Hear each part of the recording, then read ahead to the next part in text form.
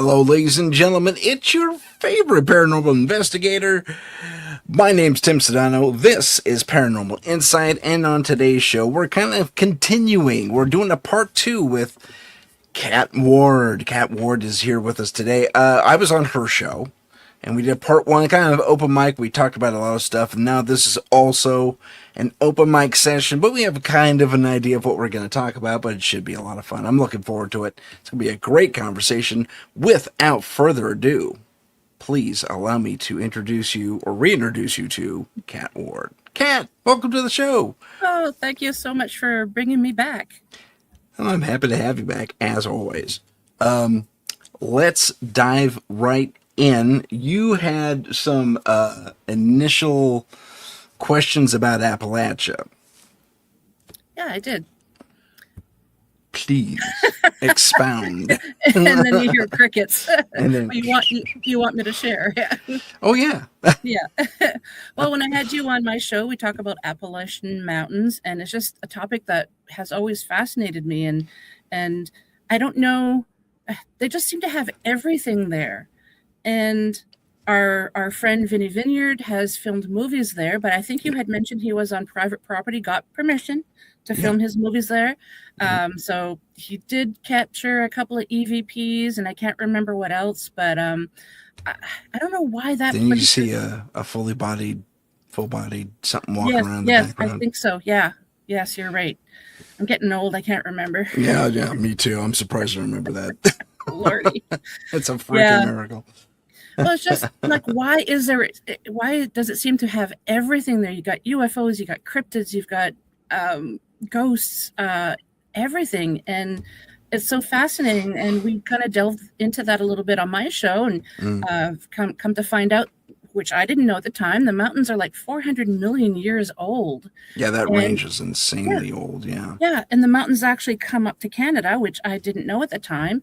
And then my daughter actually informed me that they're also connect to Europe under the ocean.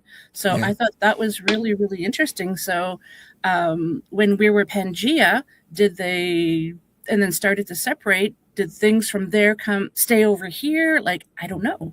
I'm sure it's a mishmash. I'd be surprised if it weren't. Yeah. So, I mean, I imagine that didn't happen like overnight. Right, exactly. I imagine that was a very slow process. Oh, yeah. But at the same time, eventually there was a gulf, like an ocean, as these different continents were drifting around. Yeah. So, So I would assume that there is a mishmash of, like, there's stuff that's native there, like trees. I know for a fact trees that are native to Europe are here natively along that coast, all the way up into Canada, actually. That's amazing. Yeah, it's crazy. It's bizarre stuff. And there's also fauna, all kinds of animals. Yeah, fauna. I said the right word. I had to think about that for a second. And there's all kinds of stuff that shouldn't transplant, that have over the. I'm sorry, this light is knocking into the wall, so let me adjust that real quick. Okay, there we go. But yeah, it's amazing. The whole area is fascinating. Not too far from Appalachia, does Kentucky touch Appalachia? I'm not too sure it does. I'm not too sure. It may on its eastern half. But they found very recently Egyptian artifacts. Yes. It's so exciting for me, because those of you who know me know that since I've been like in grade school, I've been fascinated with ancient Egypt. I've got a whole bunch of tattoos, and it's so funny because people meet me and they're like, "You don't look like the type to have tattoos," and I'm like, "There's a type." Roll the sleeves. Look at that. But yeah, that's so. I'm just wondering if there's anything like that in Canada, and we just haven't discovered it. I'd be surprised if there weren't, because I know they found at least the foundations of a pyramid in Alaska like at the very southern part of Maine, the main, body of Alaska. Okay. So if it's there in Alaska, I imagine there's something else in Oh, for sure, yeah. Canada. I'd be surprised if there weren't. If I was physically fit, that would be a good expedition that I would absolutely love to go find. Same. Yeah. I may force myself to do it anyway and just have someone carry me around. Right? All right, Sherpa. Do they have Sherpas in Alaska? I don't know. We'll find out. But moving back to Appalachia, there's all kinds of craziness there. And I was watching one of the folks on the Instagram very recently. I think it was yesterday. He's saying, "Now I'm not that deep into the mountains," he says, and he says, "But I know I'm right at the edge. I mean, there's where I'm at, then there's real Appalachia." Yeah, real He Appalachia. says, I love that. still, I know stuff is watching me right now that isn't human, and I don't mean animals and bears and deer and stuff like that. That's certainly out there, but he says, I know better. Yep. Than to whistle at night, answer anything that calls out, because it's happened. I mean, this is on his own property out there too. Wow. Says, it's happened too many times. I have to look at that. He's on Instagram, you said? He's on Instagram. On this particular day, I think he was wearing either a brownish or reddish hat. Okay. But yeah. If I think I liked him too. If I can find the link, I'll send it to you. Yeah, please do. Yeah, my husband and I listen to a lot of like Reddit stories that are supposedly true from the Appalachians, and even law enforcement working in a certain area, and they're told, like, if you have to go to this particular house for whatever reason, if these things happen, either stay in the house or leave, or like, it's just so many different weird things. And I don't know if it's just the local people doing this to keep the outsiders out. Like, I don't think so, but I think so. I don't know. Think so. Like creating all these myths, and legends, Sure. but I don't know. Could well be. There's every possibility that those types of things. Oh, interesting. Sorry, I'm trying to look something up here. okay. There's every possibility that, it is a scare tactic, but at the same time, Vinnie's stories, along with other stories out there, including people we both know and trust, have put out, numerous tales in following that edict that you don't whistle in the dark at night, especially out there, because something will whistle back. And that's the whole warning that, well, I think you and I brought this up on your show, that there was that one creature lingering around outside that didn't look human. Yeah, I can't remember what it was though. Yeah. It was some rake-looking thing, but it wasn't. And I still have my notes. Wait, UFOs, portals. Stand by. and she looks that up. Sorry, folks. It's not Mothman. What was it?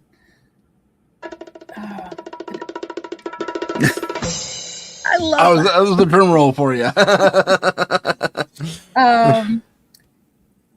It's not the... Oh, jeepers. Not the Flatwoods Monster, is it? No. Flatwoods is a fun thing, but no. Yeah. No, I can't find it. I know we did touch on it, though. And I have heard people, too, say that just approaching the mountains, it just feels different. Like the vibe is weird. Yeah. So, yep. It's strange stuff. There was that one show that dealt with nothing but the Appalachians, and the number of monsters they have in their lore out there is insane. The Wampus Cat, the Skunk Ape, the something, the Gnarly Howler or something like that. Yeah. The what? Spearfinger. Spearfinger's out there, Yep. right? Yep. All kinds of witch, stuff. yeah, a whole bunch of weird and There's a specific witch that's out there. There's a few witches out there, actually. Mhm. That the Blair Witch, the movie, kind of based that thing on, based that Yeah. whole premise on. Not to mention portals and dimensional theories that they have regarding Yeah. these portals. Yeah. And I'm sure there's other places on this planet that might have areas like that, but I haven't heard of any where they have like pretty much everything right there. Like it's just so creepy. Yeah. Or I at least want to can't go. think of any. Well, I'm thinking of the Bray Road Beast up in Wisconsin. Yep. They have a lot of stuff around that area. Like there's an unofficial triangle up there of That's right, weird. yeah. Yeah. It's freaking bizarre. I'm sorry, I'm not up on my American geography. Is that That's close to the Appalachian Mountains? No, nowhere near it. Okay. Okay. It's on the other side. It's on the. I have to think in my head. North, south, west side. West side of the Great Lakes, Wisconsin area. Okay. I wasn't sure where Wisconsin is, so I think it's under Alberta / Quebec, maybe. Sorry, my Canadian geography sucks as well, so just don't worry about it. well, you have BC, Alberta, Saskatchewan, Manitoba, Quebec, Ontario. Well, and then Quebec's right over the lakes, though, isn't it? Ontario and Quebec, believe so. Oh my God. Well, let's do an internet search. Yeah. Dun, dun, dun, dun, dun, dun. Thank you so much. Thank you so much. You're such a kind audience. Let's start these. It's I'm so- using the buttons, and I just Yeah. discovered these things. Well, I knew they were there, but I've never used them. That's good stuff. Spanning Canada, United States border. 5 lakes are Superior, Michigan, Huron, Erie, and Ontario. The Great Lakes Waterway. Give me a map. Give me a map. Yeah, that's what I'm trying to find. What are the 5 Great Lakes? Yes, just Quebec. wondering. Yes, Quebec and Ontario. It's Quebec. Okay. Yeah. Yeah. So I think it's right by. I think Wisconsin's right there by Quebec. Pennsylvania. I think. Golly. Yeah, kind of. Kind of. I think maybe there is a state between the states. I don't remember. Yeah, so you I'm have so sorry. Wisconsin, and then you have Lake Michigan. And then you Okay, have I'm right. Michigan. Okay. Yeah. Right on. Hey, I remember my geography. How's about that? And I got the Canadian portion right too. You knew more than me. No kidding. Lordy. Oh, you're too kind. You're too kind. Lordy. So You're going to have fun with those buttons now, aren't you? far too much. Yeah, far too much. The what? I'm sorry, got lost in my own stupidity here. We're talking about Wisconsin. Wisconsin, right? Every Bray time Road I think Beast. of Wisconsin, I think of my friend Jay Bachochin. He's done a couple of biographies. I don't know if you had Jay on your show. He's done a few documentaries. Sorry, Finding Jay. He goes into the Wisconsin forest. I can't remember exactly where, and he's looking for Bigfoot. He's done, I think, 3. I can't remember now. Books? But documentaries. Oh, okay, good for him. Yeah. I remember when I had him on the first time, I had to ask him if he had Canadian relatives that he knew about because he really looked like one of my uncles who sadly passed many years ago. And when I sent him a picture, he's like, wow. I'm like, yeah, see? It's just the bright blue eyes and just, it Gotcha. was amazing. Yeah. Okay. That's cool. So do you have anything in particular that's your favorite part about the Appalachian Mountains? Oh, gosh. There's so many. There are. Golly. I mean, golly. I haven't used that word in 1,000 years. Oh, jeez. But I guess I'm using it now. Yeah, it's weird how certain words just work their way back into your vernacular, your lexicon. Freaking crazy. Anyway, best favorite part of Appalachia, like as far as the things that are there. Things are there. Okay, gotcha. Ooh, you ask good questions. You ask really good questions. For me, I think it has to be Spearfinger. Okay. just because of Vinnie. I had heard a little bit about Spearfinger, and then of course I watched his movie. You guys really have to check him out. He's under comedy horror, I think. He is he's such a funny guy. Oh my god, charismatic. Don't tell him I said that. But yeah, when he told me about Spearfinger, I was like, Vinny's the best. He's pretty awesome. He is. Yeah, I didn't know that much. I had heard of it, but I didn't really know what the legend was. So after I did a little bit of research after watching his movie, it's like, this is interesting. Is it Vinnie Vincent? Vinnie Vineyard. Vineyard. I knew that. I was testing you. Oh, thank you. I passed. Yay. Good job. Good job. Thank you. I'm just a dingbat. That's okay. I'm trying to find his movies. Valentine. Nope, that's not Vinny. He didn't do Hallmark stuff. Well, here's one of them called The Hike. I was just going to promote him. Yes, that's the one. That's I believe that was his first one. Yep. Mm-hmm. Okay, open in a new tab. And it took me forever to be able to watch his movies because I think they were available on Amazon, but they weren't available on Amazon Canada. And I had done a request to Amazon to say, hey, bring it, or was it Netflix? I think it was Amazon. So I had put in a request saying, hey, I'd like for this movie to be available on this platform here in Canada. And then Vinny had let me know that the reason why it wasn't available because he also, because of the French-English thing up here in Canada, I think he had to also release it in French, like French subtitles or so. I can't remember. Yeah, okay. So there's a whole bunch of shenanigans. And finally, I think he released it on Hulu or something like that, which we have up here. Awesome. So I can't remember what platform I watched it on, but I was like, yes, finally. Finally. But that's Vinny in The Hike. I think this is a found footage piece, if I'm not mistaken, too, which is awesome. I did a found footage film myself called Blaney Tucker's Ghost. Let's pull that. Oh, yes. Let's plug all the movies we are associated with. Oh, man. But, everything about not only Spearfinger, but, all the different creatures there, including Bigfoot. There's, my favorite. Okay, hold on. as I'm thinking about it. Yeah. The Pukwudgie. The Pukwudgie. Oh, yes. Yeah, they're my favorite. They're wicked. They're horrible little things. Don't want to have them at a party. No, sure don't. Just for reference, that's my thing right there. Awesome. Tucker's Ghost. That's right. Go see it. It's available. Oh, okay, I'm done. Let me close that out. But I the Pukwudgie's my go-to for sure. They're freaking ancient. They're really mean, and apparently with good reason, but at the same time, I gotta say, get over it, man. But whatever.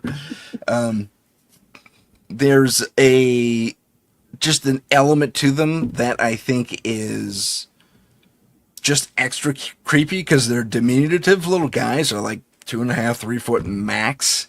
Mm-hmm. And they have a varied description, but they're kind of shaggy, but they still wear elements of clothing or at least ritualistic garb.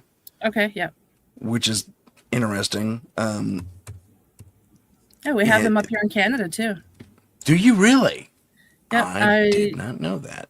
Yeah, I was lucky to have been a guest investigator with a friend's team last year. We went to, I'm not going to say where in Ontario, but we went to military housing. And the lady that we spoke with said that she was part Native. I can't remember. Was it Algonquin? I can't remember. Anyways, yeah, cute little guys, though, in a way. Mm. And they're goofy little... Boot the snoop. Boot the snoop. And you'll pay for it. Mustn't tease is the note right there. I don't know if you can see that. Yeah. Mustn't tease. So when I was speaking with this lady, the client, she said that herself and her friends have seen what resembles a pukwudgie scurrying in her basement. Oh, wow. That's weird. Usually they don't go indoors. Yeah. I guess the ones in Canada do.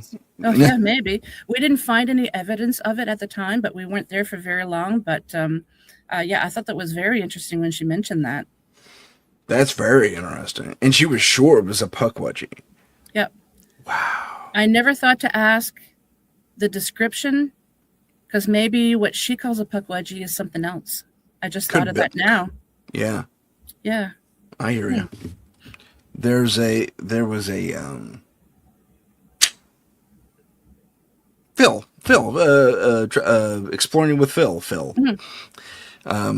whose last name completely escapes me now. That was his bag. I don't know if he does it anymore. I haven't seen anything of Phil exploring anything lately, but going up to that section in Vermont and doing the explorations with the pukwudgie and all that fun stuff, and he had amazing responses sometimes. And of the creatures in our lore, at least in this hemisphere, they're one of the few creatures that are more or less, and this is, I might be talking out of my butt on this, but more or less, these are the creatures that are confirmed to exist in an alternate dimension. They're the ones that peek through, mess with you, and then go back. Almost sound like a gremlin. Almost, yeah. And who knows? They could be, if they're on an alternate Earth and they have as much diversity as we do. Completely possible.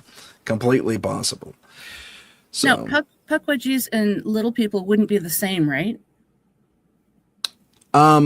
Their stature's the same, roughly. Yeah, that's what I'm thinking. But their basic look is the same, except the pukwudgies seem to be a little more scraggly and, I don't know, for lack of a better term, primitive. But I mean, I was thinking wild, but yeah, that's wild. Good. Okay. Whereas something, say, is like a gnome would have the hat, the coat, groomed beard, and the whole thing. So I imagine there's various echelons of and statuses. Yeah. Oh my gosh. I'm going to go back to diverse. There's a diverse thing there. When words leave your brain. How about this? More than one status. More than one status. Just like, exactly.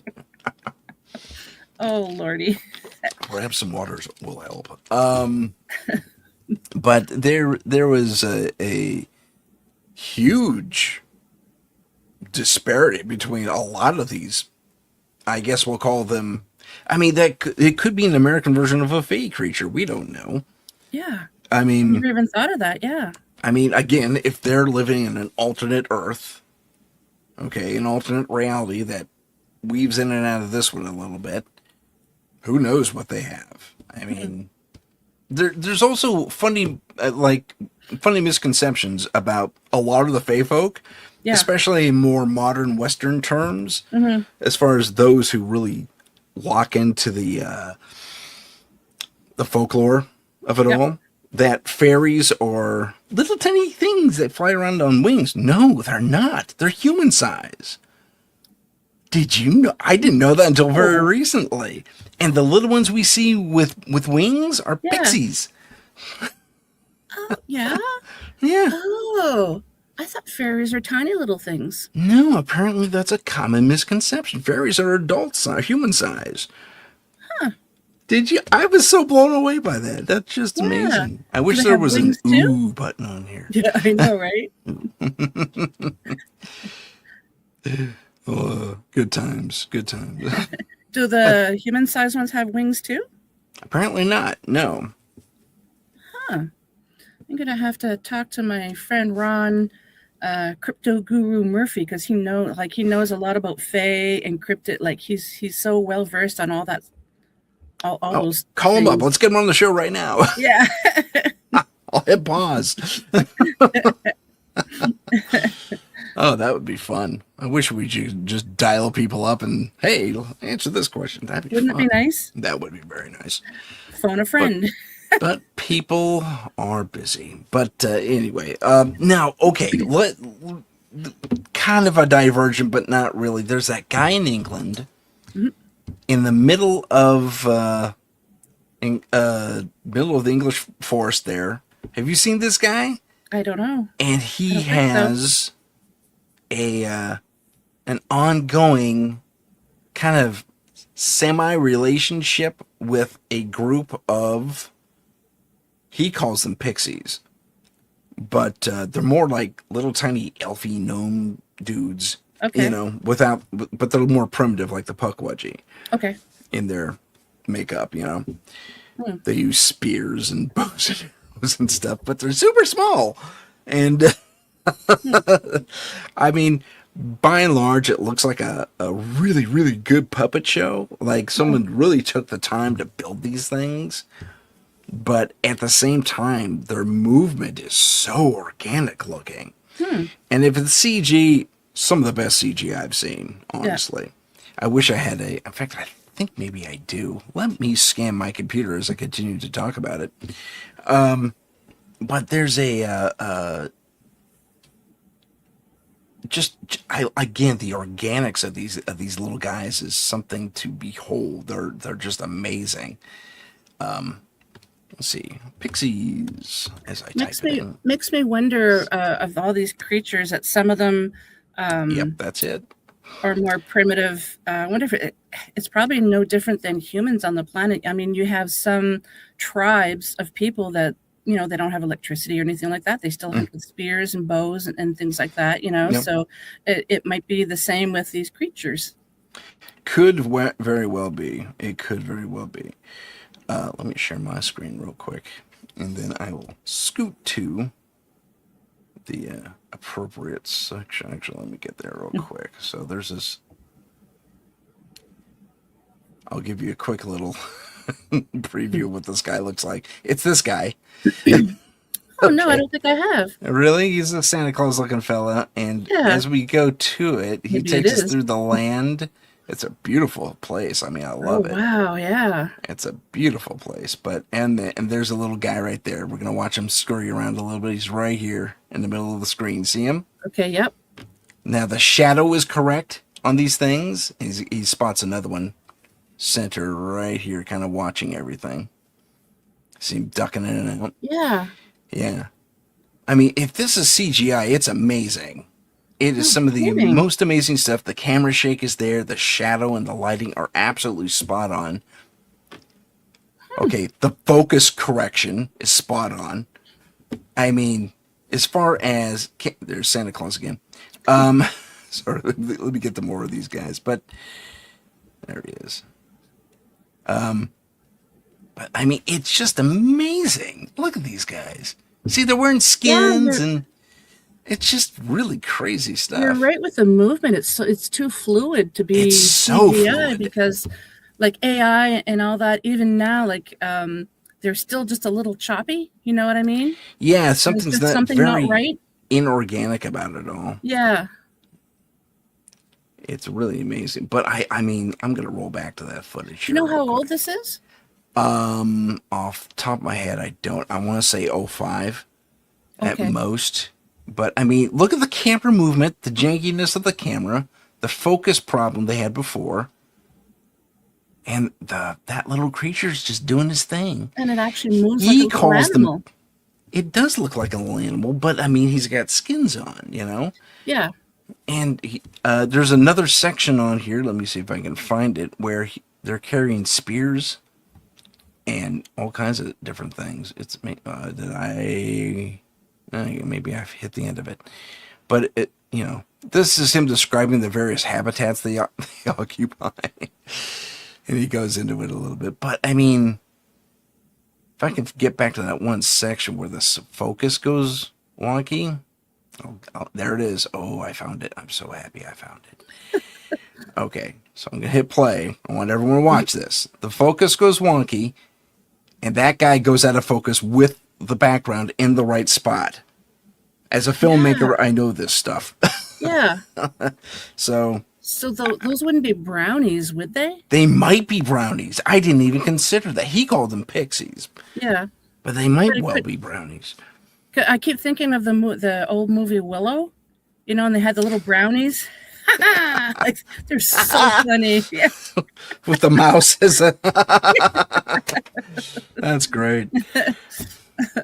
So, yeah, that was fascinating. Yeah. I wish I could... His last name's Sculva, I think. Scuva.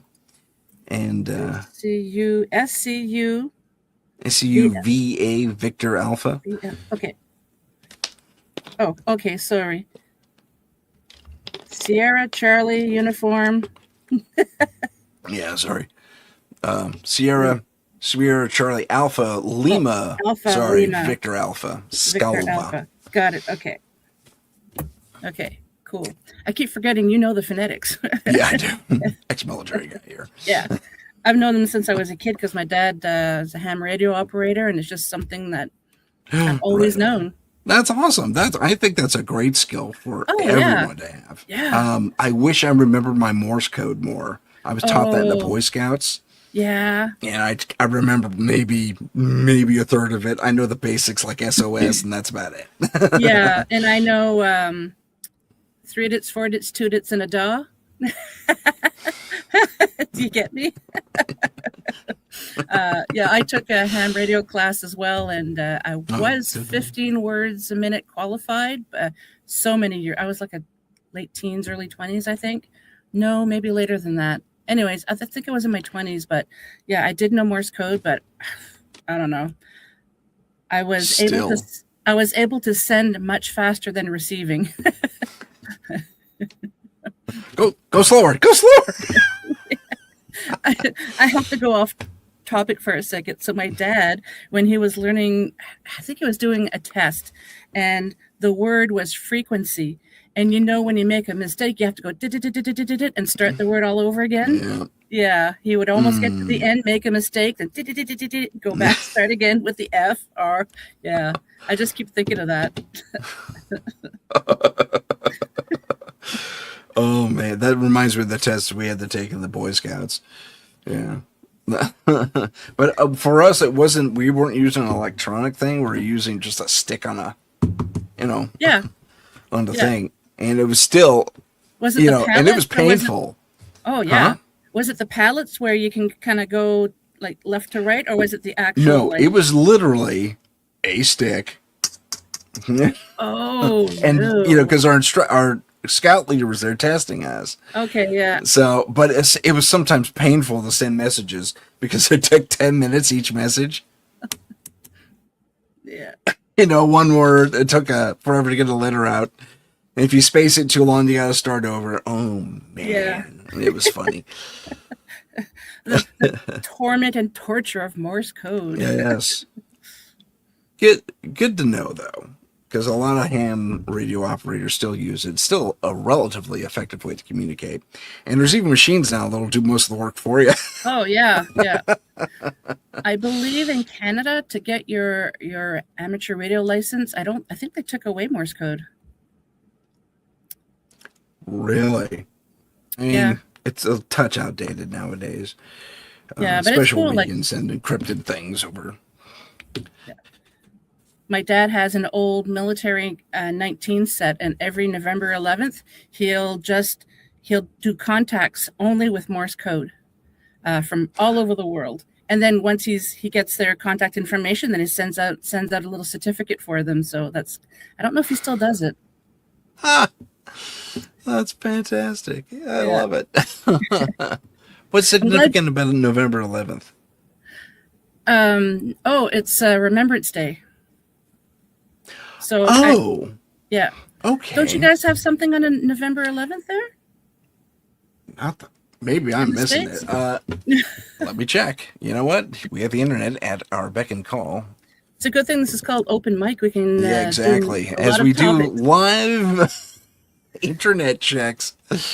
So I have on investigation, because I have a few Morse keys that I've collected over the years. I think there's one from the 40s.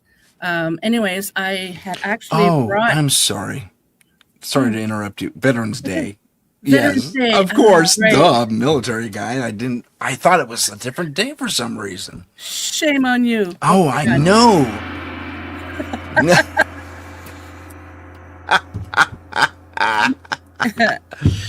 I see you can add sounds to it as well. Yeah, so, there's a boo sound you can add to it too. There's a boo.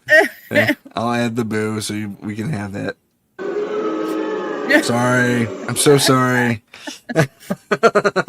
I know Brian Bowden has one where it's Al saying, "Can I say the BS word? Is that okay?" On this show? No. Yeah. No? Okay, I didn't think so. So it's just Al Santarica going, and then he just says BS. But if you know Al, he's got he's got this Bronx accent, right. Yeah, he's funny. I love those guys. But yeah, when he has that ready, if he thinks somebody's calling bullshit, he'll push. Well, sorry. Oh, and then you said the word anyway. Well, that's it. Said it. I'm sending you the FCC fine. Oh, crap. No, that's okay. Yeah. It doesn't matter. It's fine. Joe does it all the time, so don't worry about it. How does he not get banned? But that's Joe. He's the owner. Yeah, but they still, if they ding him, they ding him. Yeah. Oh, yeah, that's true. No, I was saying that on investigations, when I used to be really active in investigating, I used to bring my little Morse key with me and I would position it with one of the cameras. And I've never had any hits on it, but I was hoping, because I've heard of some paranormal investigators using different equipment that's not really like traditional paranormal equipment. Yeah. And I thought that's a brilliant idea. And I had it hooked up to a little speaker. So if it actually would go off, you could actually see the little button going up and down, but you could also hear it because it was plugged into a little speaker. Nice. That my father actually built for me. So he's brilliant when it comes to stuff like that. So, oh, cool.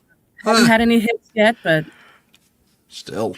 You know what I recently discovered, which I wish I knew about back in the day when I was doing more back-to-back investigations, was the use of a bell. Never knew that before. Huh, yeah. Yeah. And it could be just about any bell. A ringy bell, like a manual one, it's a good one. They also use the desktop get your attention, bell. Yeah. It's so funny. Here at my work at the hotel, we have one of those bells. Yeah. And everybody, it's so funny. If I'm in the back and then you hear the little ding, and then you hear them stop it right away, and then you go to the front, they're like, I'm sorry. It's like, well, that's what, like, typical Canadian, Yeah. Well, so I'm like, that's what it's there for, so I can hear that you're here. Right, exactly. Yeah, I don't know what it is about down here, at least in California, or at least in my area. Hate that thing. Just can't stand it. It's like, oh, what? I'm here. Leave me alone. It's like, why are you here, dude? Man, did you pick the wrong career? Well, every once in a while we get someone that goes, hello. And then when you go to the front, it's like, I didn't want to ring the bell. Yeah. Everyone's really timid about being loud. That's kind of interesting. I know. Yeah. I remember the first time I had gotten a motion detector for investigating. And whoever has ever heard one, that's ear piercing if you're close. Like, it's got this. Oh, you got the old ones. Yeah. Those old ones? Oh, well, no, it's relatively new, but it just has this ear piercing, like, I can't even just. Right. It just goes on. Ding, ding, ding. Oh, anyway, so first time that we used it was a learning. It's something that we all learned. Okay. So the client told us that there was activity in this certain part of the basement. Okay, fine. I set up the motion detector, but with no camera. So of course it went off several times, and they didn't have any pets. Okay. And afterwards, it's just like, oh, we should have set up a video camera there. Yeah. never even thought after that, we did. Yeah. But yeah, I was like, oh, it worked very well, but yeah. Yeah. There was a case I had only one camera on, and it's probably one of my biggest cases ever. And it was everything to keep that camera in the right place at the right time. In fact, we missed something huge, which was this dog bowl, big one too. One of those, they got the 10 pounds of food and water jugs that are screwed in upside down kind of a deal. Yeah. Filled. So they have some weight to them, right? Yeah. And this thing moved on its own. We all heard it. I mean, it wasn't on camera. And went right to the exact center of the kitchen. It was just amazing. Wow. But, I mean, if we had it on camera, different story. It would have been better. Then you'd be able to show the proof. Exactly. Yeah, Here, we caught this. When my client was there. I don't know, you have this problem or not? I'm asking. I completely misspoke on that too. Do you have this problem or not, or did you, when you were doing your investigations, was telling your clients to get out because you can't do it? Get out while we investigate. We did with some clients. Were you able to do that, really? Yeah, especially in the beginning when we first started. But after a while, it's like no, we're going to get you to stay. But what we would do is we'd give them like an EMF detector or something. It's like they're part of the investigation, right? And they absolutely love that. There was this one investigation though that we did, and it was so irritating. When we got there, the client had a bunch of friends there. They're all drinking beer, and they're like, "We love the paranormal shows." It's like, okay, they turned it into a party. Yeah, like they were their personal like. Maybe we could, how you have clowns for birthday parties? Maybe we could do that with paranormal investigators. I don't know. Sure. But anyways, so we had Is there a ghost here yet? Yeah. Spirits here, but not the kind that you were looking for. Yeah, exactly. But, wrong kind of spirits, buddy. Yeah, so we had to tell them, like, only the client. We usually ask for children to leave, though. Like, can you find someone, like, if they have children, we would say, do you have someplace that that someone could watch the children overnight or whatever. Excuse me. But yeah, they wanted to watch us in action, and we're like, no, it's going to contaminate because there's too many people. Then so we said, just the client, please. Right. Okay, well, we'll go peek through the windows. No, that's contamination because we might think we got a ghost in the window, and we didn't. Right. So we had to take a whole bunch of garbage bags and tape them over every window. Really? Yeah. Crazy. Yeah. Stuff. And then they had the nerve, our lead investigator, she had I can't remember what type of vehicle that she had, but at one point she went outside to get something, and they're all leaning up against her vehicle drinking beer, and she goes, "Could you not touch my car?" Like, and they're like, "What do you mean?" She's like, "Oh my God." Wow. Like, yeah. That's a horrible scenario. Jeez, yeah. But yeah, we've had scenarios like that where no, we can't have 6 other people coming in here that aren't part of the team. Like, right. I've never had the party happen to me, but I did have a number of clients. See, this is kind of the way it worked out. I did have this one case. In fact, it was JJ's first case. Oh, okay. JJ Rose 777, for those who don't know, is Love my paranormal JJ. partner. Love JJ. She's in Scary with me. And that all the clients, all the people living, there were like 5 or 6 people living in this place, this apartment. And but they were all having experiences, so it kind of worked out. If you could use your clients as trigger objects, you're golden. And that's kind of what I did. Nice. And that's what I've always done. It's like, okay, if you want to be part of this, if you want to be here, it could get really weird and scary, just so you know. I warn them. And they said, okay, it's all right. I've been dealing with it for a while. I think I'm okay. Or maybe nothing will happen. Oh, of course. Not a few cases, but or the cases that are the ones that they don't bug me because I'm glad I'm able to provide an answer, but at the same time you go in with a certain expectation and I'm a little disappointed, I guess is the proper way to put it. Where you go into a thing, their answer, this is before I had a questionnaire, by the way. Get a questionnaire, all you PIs out, all you PIs, paranormal investigators. Get a questionnaire put together so you can avoid these problems. But before I had a questionnaire, I just go, oh, ghosts, okay. I can't tell you how many times I walk into a house. We're hearing noises over here. We're hearing this over up there. It's in the attic. It's whatever. Mm-hmm. Pipes, rodents, or insects. And it happened a lot. Furnace. Oh, yeah, that kind of ventilation. Absolutely. Yeah. Absolutely. Oh, yeah. Good times. And it's like, no, dude, and I'd even go so far, at least the first couple of times, I'd fix their problem. Like I'd re-tap their pipe up against the wall or, brace it, bracket it there.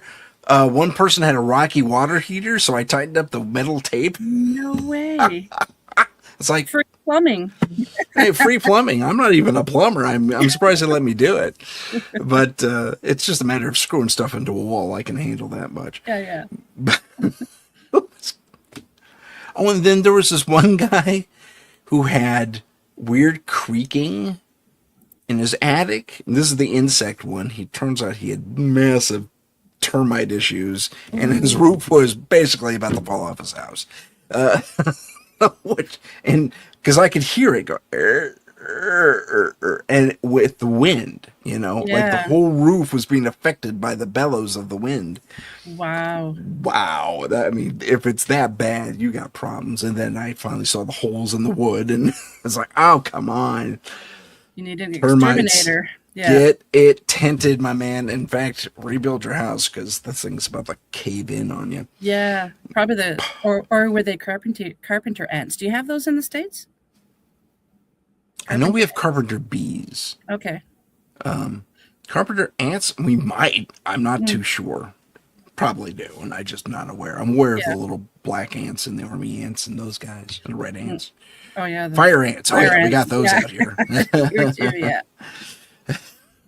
Suck. So just to show you, ladies and gentlemen, and anybody who's in the audience, just because you hear weird things in the walls doesn't mean it's paranormal. It could be bees even that have hives in there, because my husband and I have watched a lot of YouTube channels where people, they don't think it's paranormal, they just hear something funny in the walls, and then they bring in the beekeeper or exterminator, and then when they take the siding off of the wall or even the gyprock or whatever on the inside, you see all this, like, it's just like, oh, collect the honey.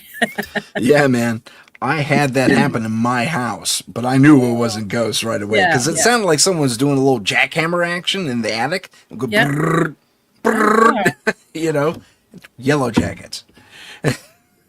Big freaking nest of them moved into my attic for no freaking reason.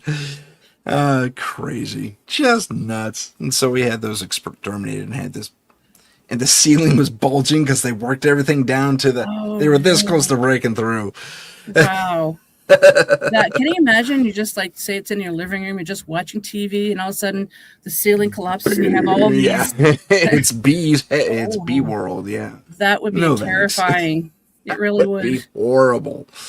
Yeah, especially with yellow jackets, they don't sting you; they bite you.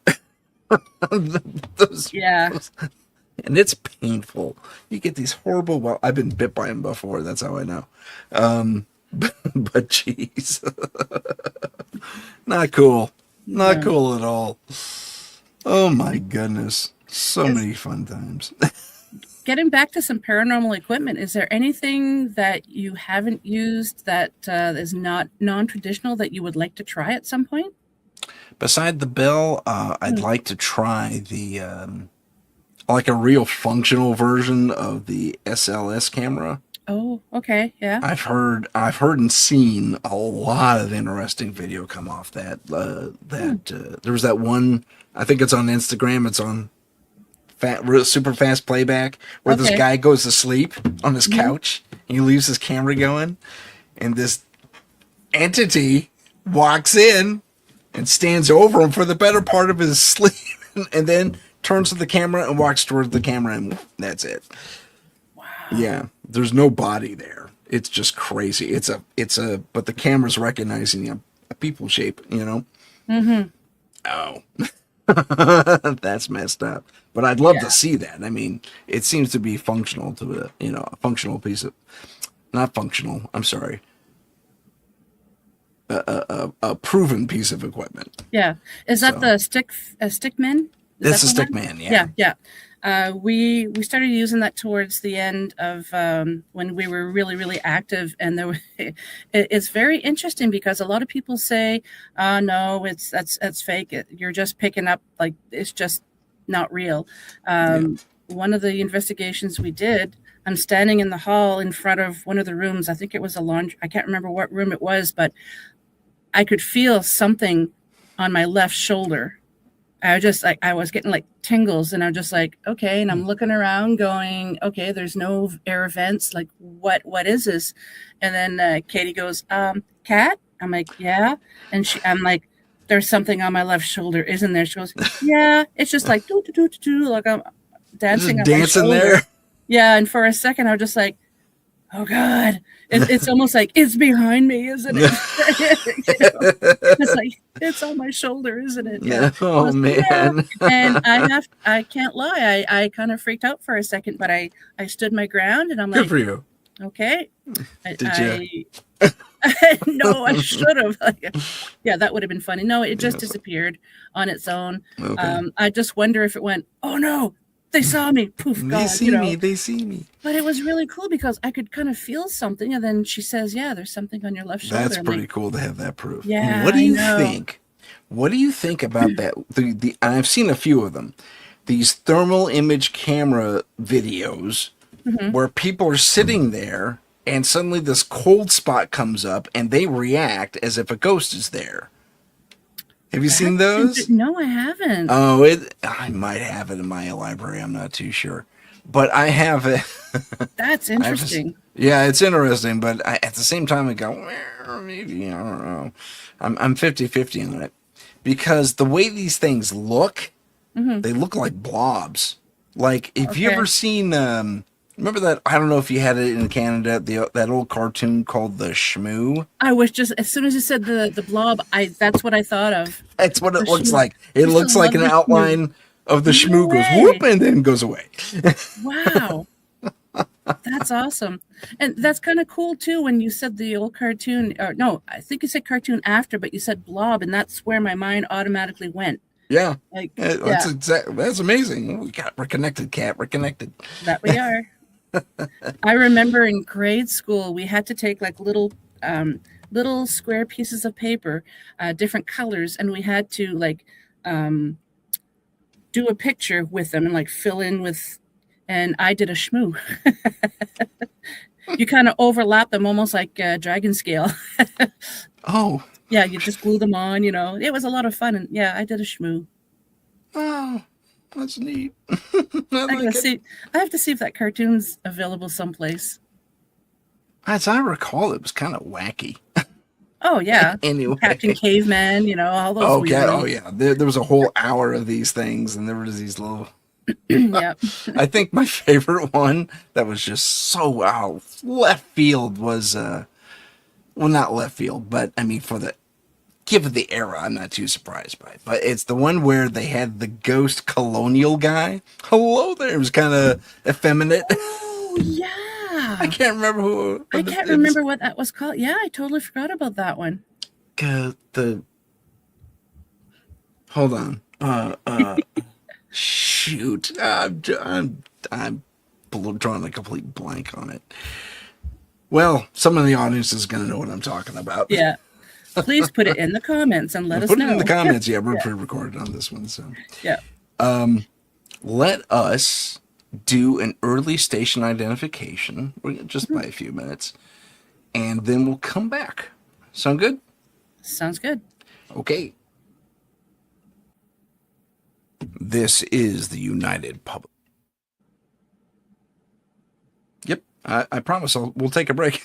As the thing starts This playing. Is the United Public Radio Network, 107.7 FM in New Orleans and 105.3 in the Gulf Coast. UPRN talkradio.com. Esoteric programming at its finest. And that's all I really want to do. So, we got that out of the way. I just love talking to you too much. We're going to skip the rest of the commercials. Thank you. And we bounce all over the place with topics. Oh yeah, it's all fantastic. The time. We're like figures. The topics are irrelevant, really. Not really, but I mean, the one that we were talking about the shmoo before and the various things. Do you find it interesting that we had a lot of paranormal superheroes as kids? Yeah, I never thought of that because there was Casper. Yep. See? Right Space there. Ghost. Yep. Space Ghost. Space Ghost was he was an alien, but still, you're on the right track. Yeah, it's an alien, yeah. He was Super Twins. They're aliens. Super Twins, Superman. I mean, pick most of our cartoon heroes. They're from outer space or something. Yeah. And it was, it's just bizarre. I mean, do you think that was predictive programming, or are we reading into things a little bit, or? I don't know. That's I never even thought of that. Huh. Maybe they're training us to be investigators. Could be. Well, look who our favorite investigators were. The Scooby Gang. You know? Yeah. Well, I mean, they were mine. Well, they were mine too. Yeah. I mean, it was nothing short of a lot of paranormal stuff. And then the one thing about the Scooby Gang is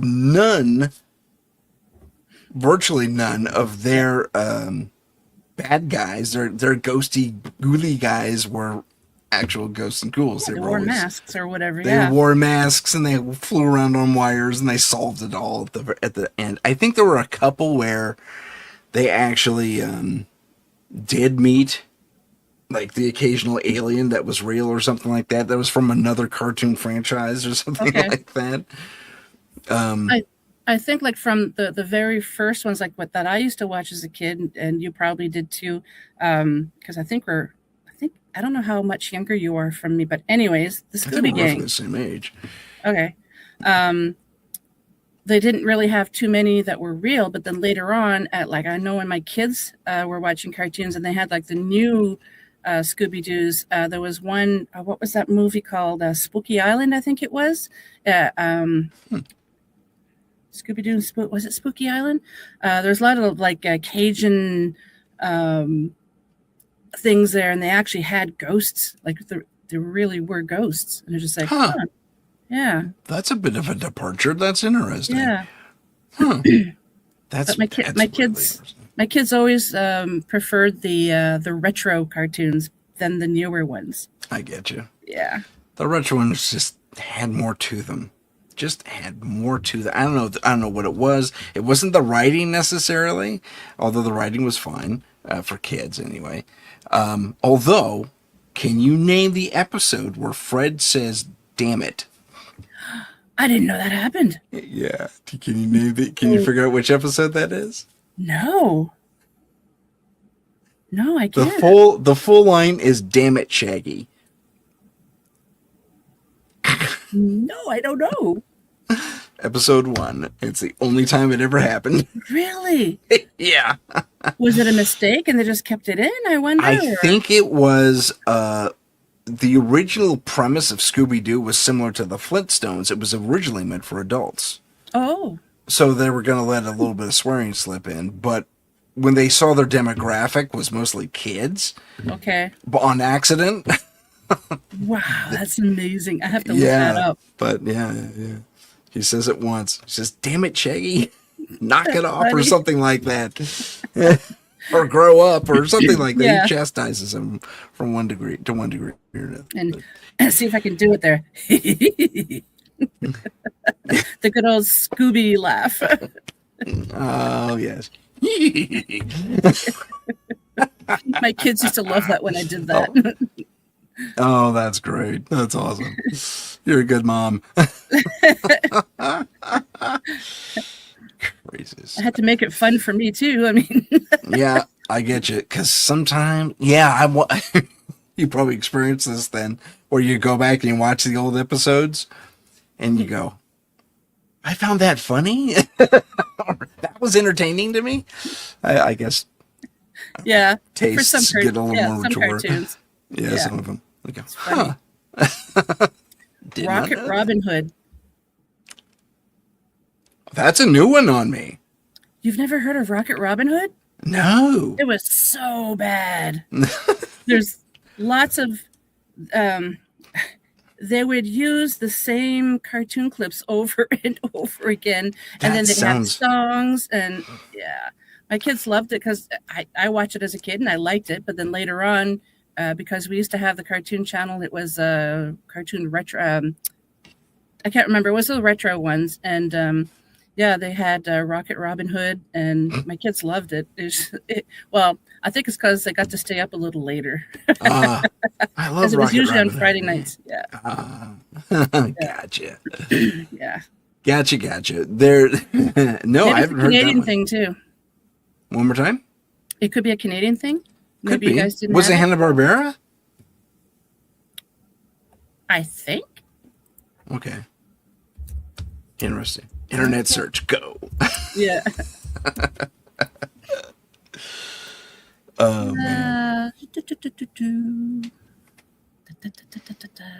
Oh, it is a Canadian animated science fiction television series. That's why. Okay. Okay, that makes sense. It was really bad. Yeah. Oh, you no. have to look it up. It's just like, I'll look it up.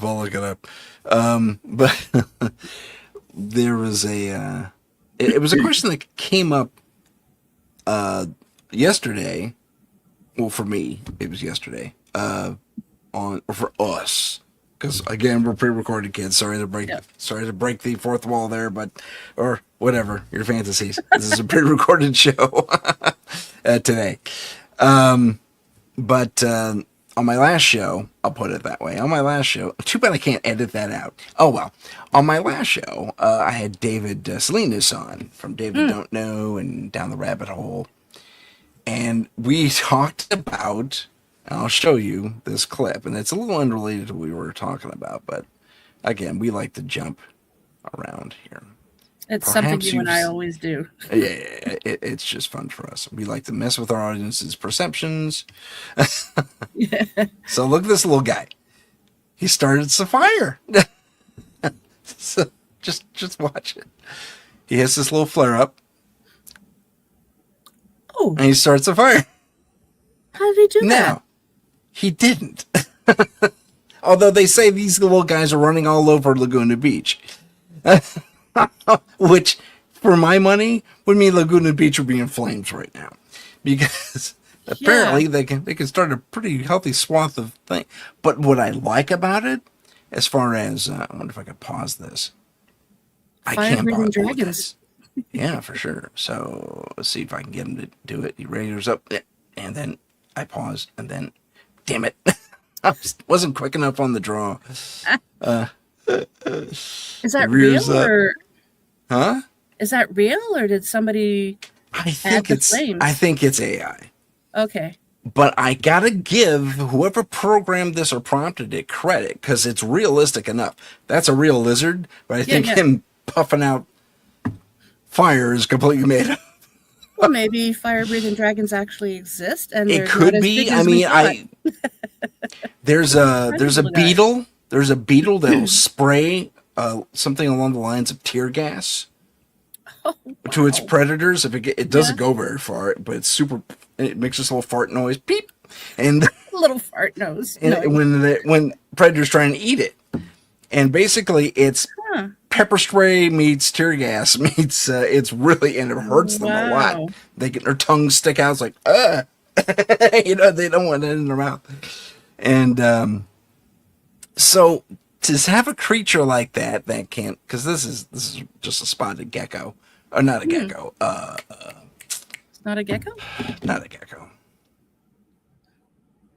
Maybe it is a gecko. I'm not too sure, but the fact that he spits flame is pretty intriguing. Now, the other thing I like about it, we'll just let it play. The other thing I like about it, as far as reality goes, is I want you to look at how the flames hit. They hit lightly, like you would expect. You know, there's not this gushing like you would Yeah. expect from a real dragon. It's just whoosh. So if it's programmed, if it's CG, very, very well done. Because they got the elements just right, which is crucial. I think if anything, the reality is this lizard met another lizard, and whatever we did with the fire was superimposed. Okay. Yeah. Unless this is the legitimate thing, which I'm very doubtful of, but it's still a fascinating clip. Yeah. Because how close is it to some of the like you think something would have caught on fire? Maybe. Well, it did. If you watch, the ground goes starts lighting up, but it's not this gushing flame, yeah. you know. So if you look over here, watch It's a them. cute little. Whoosh. Okay. Yeah. Maybe I'll do this. Nature is wild. So we'll I zoom have in. to delve into that to see if I want it to be real. Yeah, it's fascinating. Well, the other thing about it, if you watch the flame that comes out of the lizard, it's very localized. Yeah. It's like it's right here in front Yeah. of his mouth, and yet everything beyond it catches. But there's a little bit because you have a Yeah. little bit of you see a little bit of flame. Yeah, a little around- bit of flame crops up, and that's what I like about it, because it wasn't overt. It wasn't, too flamey, Yeah. for lack of a better term. Flaming. Flamey. I mean, because, if you're going to sell this as a fire-breathing dragon, you expect that scream, that flamethrower effect, But whoever put this together did it right. Boof. Or they fed the thing gasoline, and who knows. Yeah. Wow. This is amazing. But it's a fascinating clip, and It is. for an effect, it looks really realistic. It's very well done. Oh, many years ago, when my husband was on his first tour, I was watching PBS, the TV network, and so I called my dad and I said, "Oh my God, there's a show on PBS right now. You got to watch it. It's on dragons," and instinctively, I'm just like, I don't think this is real. But I was just like, oh my God, they were just talking about what they would have eaten to be able to breathe the flames. And like, it was like I think it was like an hour or two. I can't remember how long it was, but it was just amazing. And I didn't want to believe it, but I was just like, wow, like it was so well done. And then at the end, 3 years in the making, it wasn't real. I was just like, oh. I was so disappointed, Just but crushed the spirits of everyone who was really hoping this was real. And I remember calling I've been trying to find that show and lately, and I can't find it, but because we watched Reign of Fire the other night, and love that movie. Then I had to call my dad back, and I'm like, yeah, did you watch it? Did you see that it's not real after all? I was just, we were so disappointed, but they're extinct because I can't remember what the reason was, but they really went into that. Like I said, their diet, certain rocks that they would consume, and it's just like, oh my God, this is amazing. And I'm just like, this can't be real. I wanted to believe it so badly, but I was still skeptical. But yeah, at the end, I was still very disappointed. Oh. But it was very, very well done. Here we see what we call the arch dragon stalking its prey. Yeah. just crazy stuff. Just crazy stuff. So if anybody else who is in the audience who has actually seen that, please reach out to Tim, myself, put it in the comments. I want to know if anybody else watched it. I got one for you, Kat. It was PBS, I mean, who knows? Yeah. You're supposed to tell the truth on PBS. What's going on? Here's one for you. I don't know if you saw this.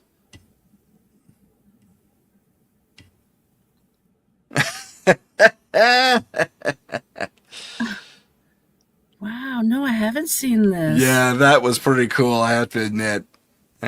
So this guy sees this forest fire, and there's something moving around in the forest. And then they do that. No wisps coming off the wings, nothing like that, which you would expect from a big creature like that. Yeah. It would take some of the environment with it, especially flying through the plume. Yeah. So. See, and this is why it's good to have shows like this where you kind of dissect the footage and you're trying to see. Yeah. You're just trying to help other people realize. Bravo. Oh, yeah. Definitely. Bravo. It looks great. And then, but there's no plumes. He would have interrupted the airflow. Yeah, you think there would be a little flutter on the wings. Yeah. Instead of he's gliding the whole time. I mean, my first couple of seconds, I'm just like, what? Yeah, that's cool. But of course, then I have to look further. But yeah. But I just thought I'd share that. I love dragons so much. Always have. Oh, dragons did you see that thing on Instagram? This lady has this, I think JJ or somebody in the Fantastic Five group, I think. It could have even been me. I don't know. I saw it on Instagram. I can't remember. This lady has this neurological. Yes. Where she sees people as dragons. It's just like, what? I think she outgrew it, actually. She used to. Wow. But, I mean, and it has this really long, specialized Latin-based name. Yeah. But it's impressive. That's nonetheless. Amazing. Yeah. Everybody's a dragon. Okay. Kind of cool. Like, was she really looking into a different dimension where people were actually dragons? Like, we don't know. True enough. I mean, it's fascinating. Some people will have been awakened to that type of thing. Some people were kind of born with it, like this lady was. Like, I think I mentioned before, one of my cousins gave birth. And when you're going through the process of being pregnant in women, as you well know, your frontal lobe adjusts incredibly. It's like it goes through a mutation, right? Becomes far more pronounced. And after that, after she gave birth, she was suddenly able to see the dead. Wow. She saw dead people. Not to make a joke, but she did. And she didn't tell anybody about it for years. And then she finally came forward to me, came out to me and said, Tim, I know you're into this thing. Tell me I'm not crazy. I was like, okay, let's check it out. And JJ helped her see what was going on. And I don't know what happened after that because we don't see and touch that often. But I wish we did. I'd like to know if she still sees it. Yeah. I'm sure she wouldn't want to talk about it because it is potentially detrimental to her career path. So you would have to have her like bright light so you can't see what pixelated out. Like. Yeah, exactly. Yeah, different voice, voice changer. Hello there, Tim. Could use Chef Ramsay's voice. Just AI swapper for someone else. Yeah. I know this looks like that's fascinating. But it isn't. Wow, that's awesome.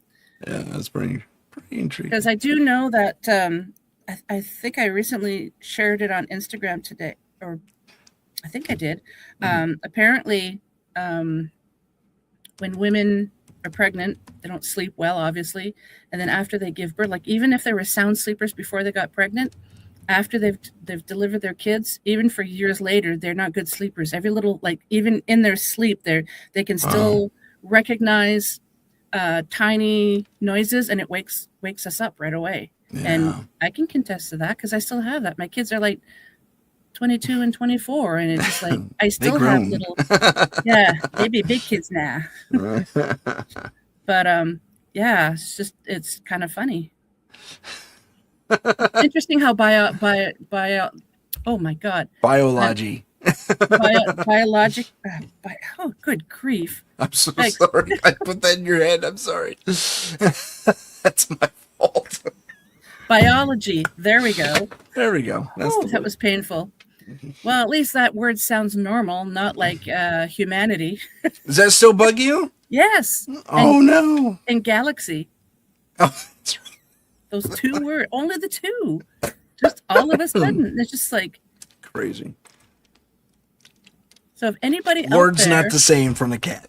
yeah, right? If anybody in the audience has heard of this issue, it's just 2 words that they just do not sound or feel right. Please let us know. Yes, it's please do. Be crazy. Yeah, that's an intriguing. Yeah, it's not just me saying it. It's when I hear other people say it. It's just like cringe. It doesn't sound right. Nails on a chalkboard kind of a reaction. Yeah. It's just wrong, and I don't know why. Because we are all dragons, cat. Yeah, maybe. Yeah. Keepers. Oh man. Oh, that's too. I'm on a different earth, and maybe those 2 words are just like didn't carry over. I don't know. I don't know. That's weird. The big spinning disc we all live in. Yeah. But at least I don't have that song still stuck in my head. I'm not even going to try to remember what it was, because I think it was like a year or more that it was always in my head. And I remember the Fantastic Five, we were discussing it, trying to figure out, well, is it trying to tell me that something's going to happen? Like, and JJ was convinced that maybe it was this event and maybe it's going to go away, and it didn't. And it's just like, oh, like, get out of my mind. Get out of my brain. Yeah. Good grief. Oh, man. That's crazy. Just crazy. Let's see. Where was I? I was in a cool place here, and then I went and I looked at my message. There I am. Okay, there we go. But one of the talking about.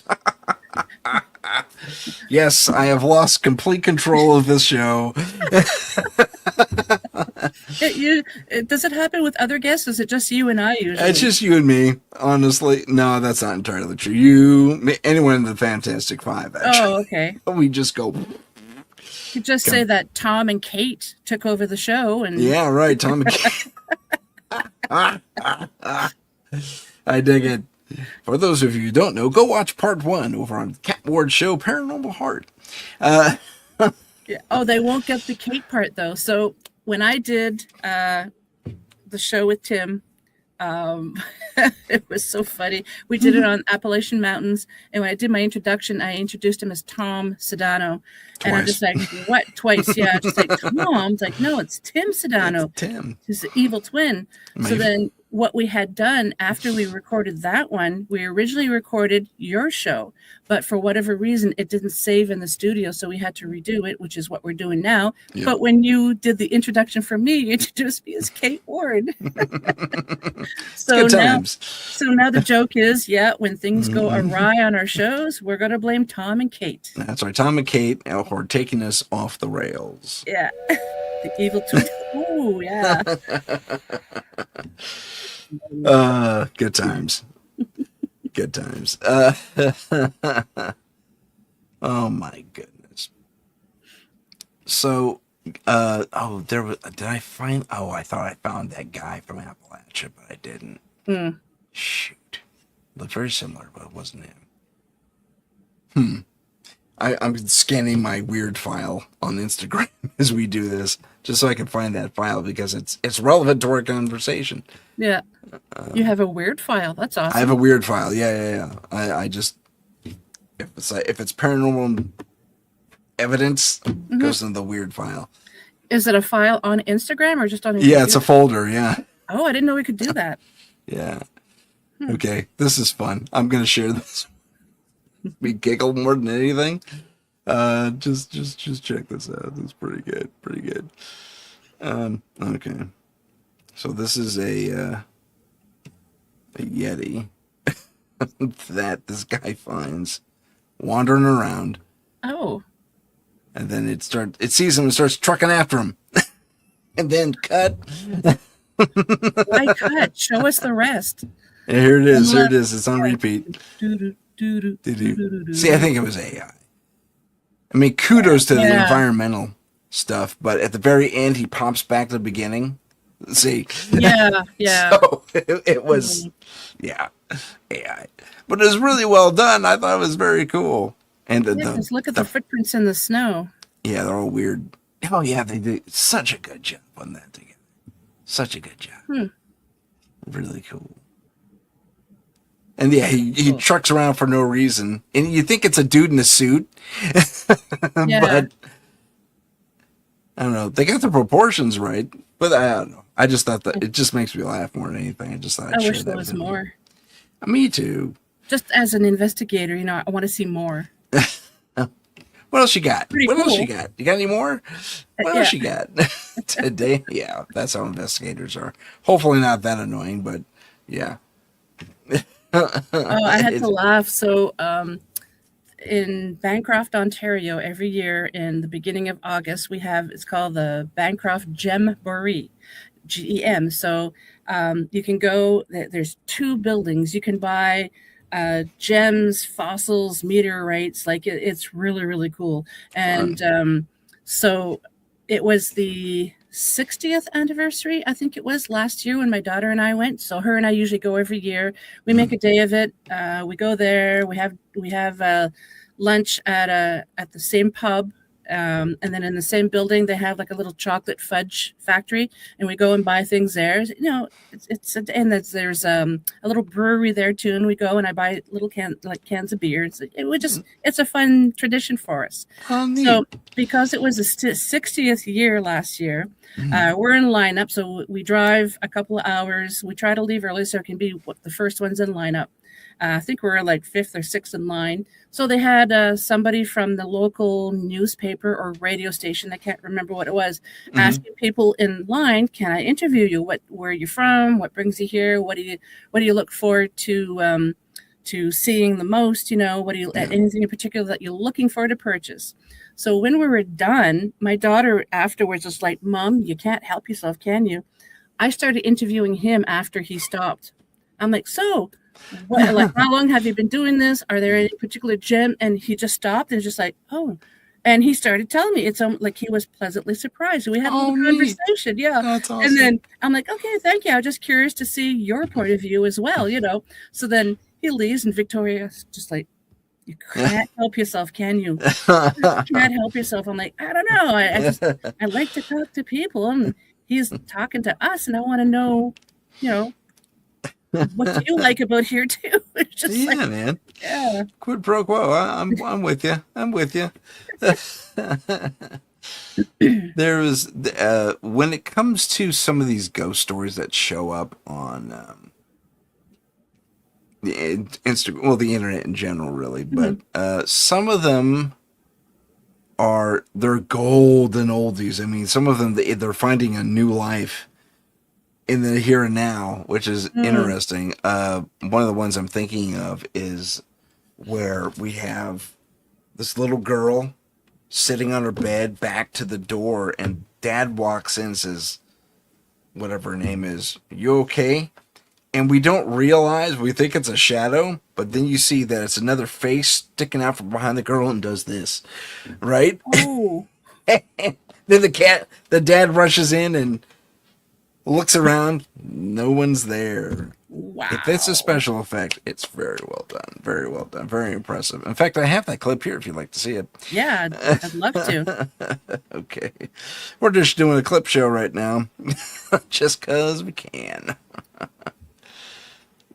Scary things caught on camera. I don't know why this is there, but... Is that what it's called? Scary things caught on camera? This is the scary thing right here. Okay.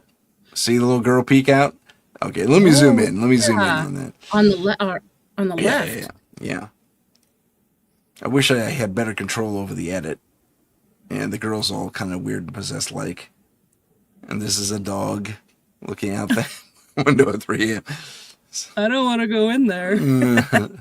And this is another little piece. But I wanted to show you that first thing primarily. Yeah. Let me go back there real quick. And then, okay, so this, I don't know why this guy, anyway, so look it over here. Yeah. See your peek out? Ooh, that's good. There. Yeah, no one's there. Ooh, that's good. Because my initial thought was maybe she had a friend over and they're just playing, but no. Wow. That was awesome. Yeah, that was kind of fun. The so there's stuff like that that's out there, and then people are trying to mimic it, and they're not really pulling it off. I don't have another example, unfortunately, but which isn't necessarily bad, because I hate it when people try to fool us and like, yeah, look, like there was people on the train and they thought they saw a Bigfoot, and like, do you remember that one? Oh yeah, there was a guy in a suit. Yeah, it's like, something like stop trying to trick us. I want to know the real things. It was pretty cool to see though, but yeah, it was neat. You wish that were the case. Or where people post little clips of something, like a UFO or something, and people comment, "That's from the movie blah blah blah blah blah." Right. Like, you killed it, man. Yeah. We thought we were there, and you killed it. Oh man, so it's good times. If we have a, I really wish we did have an opportunity to actually do an investigation together. I think that would be the funnest thing in the world. Yeah, it would. Yeah. I need funding to go to California. Yeah, man. And there's lots to look at out here too. But I mean, even me going to Canada, that might that would be awesome. Be a thing. Bring JJ. Oh, she'd love that. That'd be great. I love the grab Eric. Hey, Tommy, come on over too. Tommy. Now's your chance, bud. Yeah. I have a friend in British Columbia, and we're always talking. Like, we've known each other for years, and I don't even think we can remember how we first met. It was when I was living in Alberta. It might have been in the chat room for some podcast. I can't remember. But anyways, we just hit it off right away, and we've become friends. And I've had her on the show a couple of times, and she's a paranormal investigator, and she keeps wanting me to go out and investigate with her and her team, and I would absolutely love that. But yeah, it's not in the budget.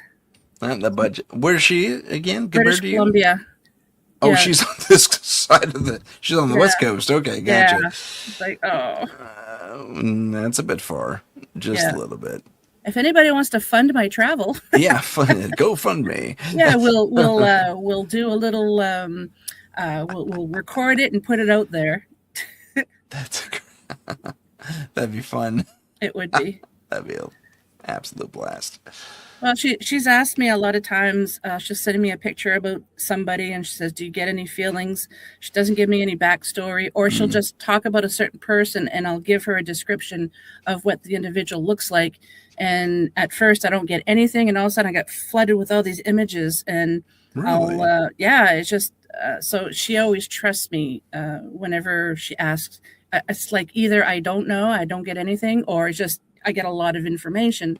And she's like, I would absolutely love to have you come here. I'll take you to all these other places in BC, see what you're able to pick up. Because a lot of times she'll send me a photo of like an old church in BC or something. Or there was one time she asked me about something, and I told her there was an old church, like really, really big church. And I didn't know where it was located. And when she sent me a picture, I'm like, that's the church. So she says it was in Vancouver. I'm like, okay, cool. I think it was built in the 1800s. Wow. But yeah, she's like, we really got to get you out here, and we'll go to different locations, see what you pick up, and which would be absolutely amazing. But it's not in my budget. That's a trek. I mean, you are literally on the East Coast. You're right there, aren't you? Well, not the East. The East Coast would be like New Brunswick. I thought you were in New Brunswick. Nova Scotia. No, that's where I'm originally from. I'm in Ontario now. Oh. My mistake. Okay. Yep. Okay. No, Gotcha. It's still a hike, and it's so funny and frustrating because it's so expensive to fly within Canada, and it's so much cheaper to fly to Europe. Like, why? No kidding. That's weird. That's really, that's bizarre, man. Oh man, what's going on with our world, man? You can't travel within your own space, your own country, but if you go outside, it's cheaper. Maybe this way to do it. Ping pong. Maybe. fly out and go to BC. I'm gonna have to look for some seat sales. There you go. See if I can fly out there. Oh man! If any of our audience has little travel tips on how to fly cheaply in Canada, Yeah. let her know. That would be wow. That'd be great. But still, I'd love for all of us to get there. The Fantastic Five has to get together. I think Eric should host it too. Yes. He's got room, right? He can host I've mentioned a few times too on my show that Joe should have a UPRN party and have all the hosts. He has to fly us all out though to New Orleans because I really want to go there. Oh yeah, big Wouldn't that be cool? Big New Orleans hunt. Yeah, that'd be great. Yeah. That'd be really cool. Do a ghost hunt out there. Holy crap! I've mentioned a couple of times when Michelle was on the show. I'm like, we really got to get Joe to bring us all into New Orleans, and he can take us all over the place. Right. We could even record it and put it on everybody's show. That'd be great. Here's what I saw on my camera. Yeah. Or what we could do is it would be recorded, but one part would be on one person's show, and then the other part would be on, and like the continuation would be on different people's shows. Yeah, I like it. Or we could even do teams, and all the different hosts kind of do a team investigation. That would be awesome. Yes. So team 1, team 2, so on and so forth, and just really do like a solid thing. And where would we go though? There's so many places in New Orleans that can serve as a good hot spot to investigate. And there's one of the things I've always wanted to go to is that convent that apparently put up a vampire. That would be cool. Yeah, apparently there's at least one vampire bar in New Orleans too. So there's a couple. Yeah. From what I know. I haven't been there, but yeah. Yeah, me neither. Michelle and I have talked about it. It's like, we really have to go. Maybe Elon Musk can fund us. That's a good idea. Let's hit everybody up. Yeah. Well, he's into strange, cool things, so yeah. Yeah, man. He's in the aliens. You'll be in the ghost, right? Yeah, right? Just throwing it out there. You never know. Yeah, okay. If anyone has any link to Mr. Musk, and we'll get him out there. Elon. Why don't... I got an idea for you. Yeah. You should totally fund this. That's like zero benefit for him. Or we could start a new television show or / channel where he would fund it and would have all these, like, he'd get us to go to various locations and that's a good idea. Are you listening, Elon? We just pitched you a brilliant idea. Kat did anyway. Kat pitched you a brilliant idea. You should totally take advantage of that. Yeah. And then maybe one of the teams is one of the better teams. Why the Fantastic Five all on one team? Yeah. That's a good idea. Maybe something. Sorry, I didn't mean to interrupt you. No, go for it. You could have something like Survivor, but you have different paranormal teams, and somebody gets voted off. I like it. You turned off your camera, Dave, right in the middle of the investigation. You turned off your camera. You're out. Yeah. Or you didn't get as much footage. You're out. It's like, yeah, exactly. Why were you speaking bizarre languages that don't make any sense? Have you seen that guy? He wasn't around very long as far as the internet goes, but he was a guy who spoke like tongues. It's just talking, just blabbering. Nothing coherent, no language, not even ancient language. It's just somebody just, thought. Just thought blurbering out of his... Blurbering? That's a new word. Out of his mouth. And apparently, he was able to somehow communicate with the other side. And no one really believed him, and his methodology was kind of strange to begin with, and he didn't really have any set base he was working from. He kind of made the whole thing up himself, and maybe he was a genius, maybe he was just a wacko. I don't know. No offense to the crazy people out there, but I know a lot of people don't like that word. But it was he was very short-lived, but he was out there for a very short time. But did you ever hear this guy? No. I can't even remember his name. How long ago would that have been? Like the Maybe 2000s or before? Oh, before? Okay. Like 90.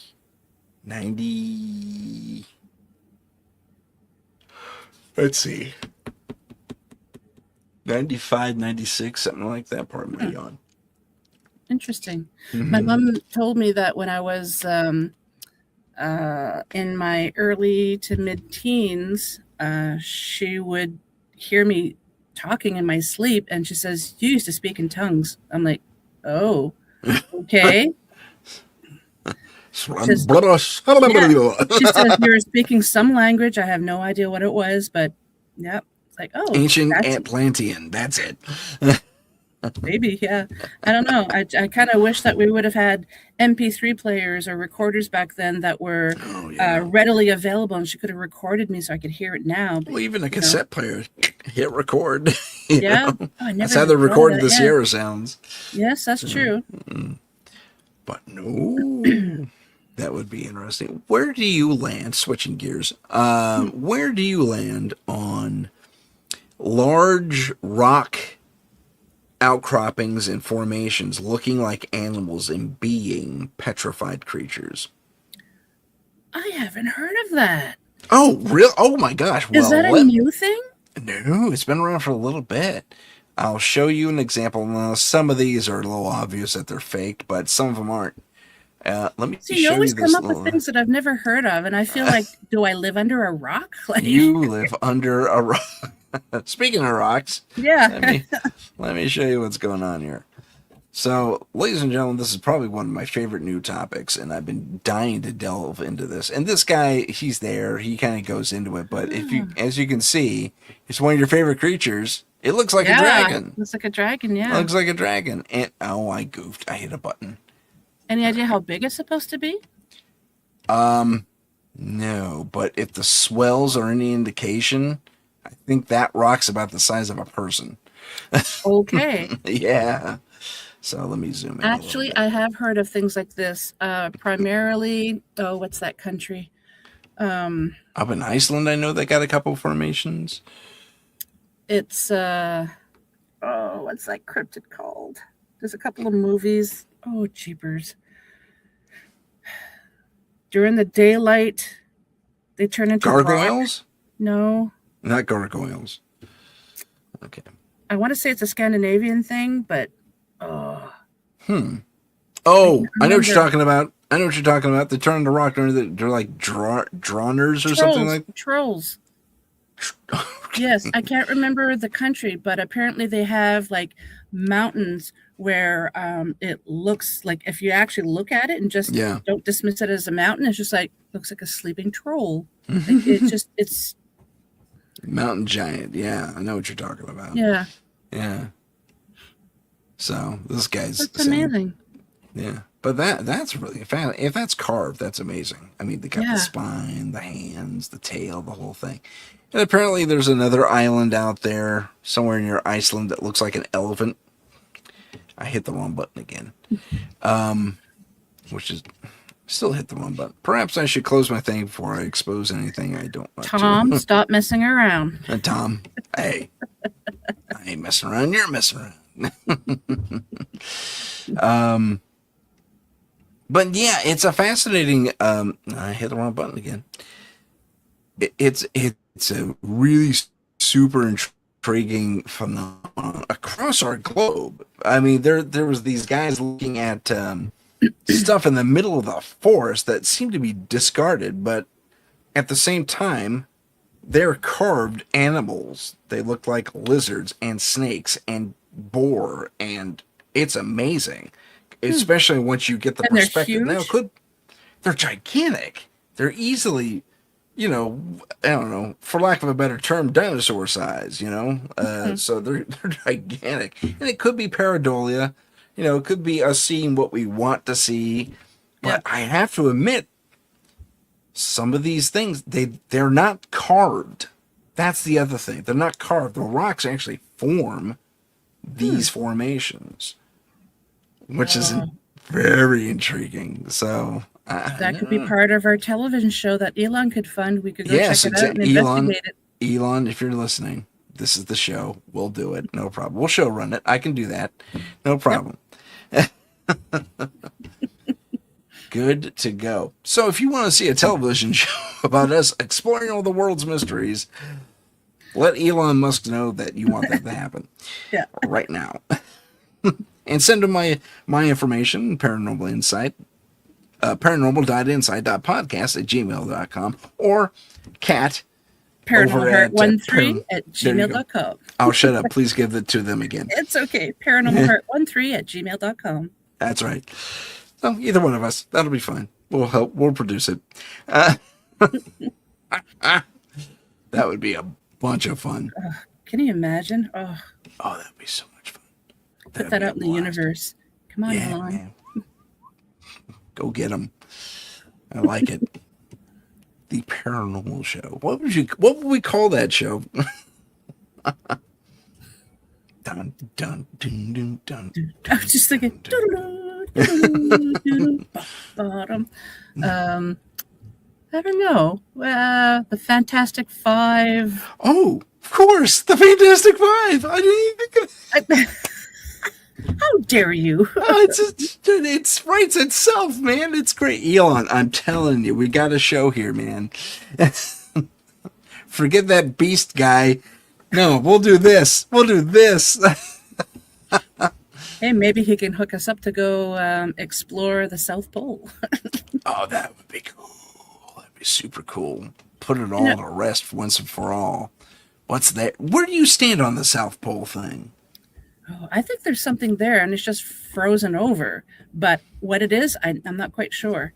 But it is fast. Like when they first started talking about global warming, and the poles melting and everything, and even people used to think I was crazy saying this, and now they're like, well, because I'm like, that's not necessarily a good thing, because all the old bacteria and everything that's frozen in there that we don't know, that we've never seen as a species, it's going to be released, and there's going to be all these sicknesses, that, and we don't have any cures for them. Even the CDC probably wouldn't have it. So I'm thinking, and everybody's like, oh, you're crazy. And now it's just like, how do you like me now? I don't think you're crazy.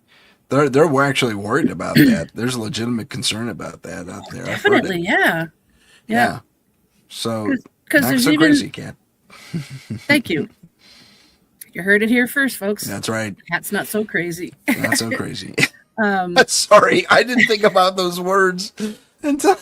That's okay. But I mean, there's even like some beetles, like and that even if they're frozen, when they thaw, they'll come back. Like there's things that you just can't kill off easily. Yeah.